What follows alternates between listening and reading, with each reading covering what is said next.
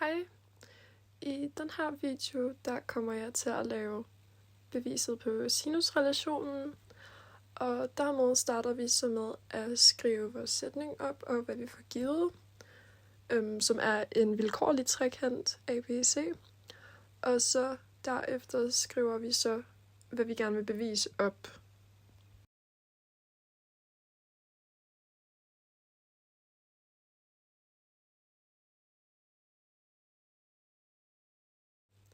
Efter vi har skrevet vores sætning og hvad vi gerne vil bevise op, så laver vi vores vilkårlige trekant, som vi så deler i 2.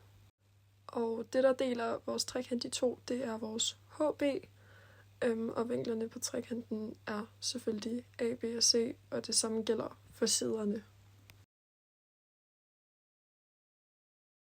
Vi kender sinusrelationen, og derfor kommer vi til at bruge den, da vi har vores vinkel, som er A i den første trekant til venstre, og vi har HB som den modstående og C som hypotenusen, og så er det så det samme i vores anden trekant, så det skriver vi op.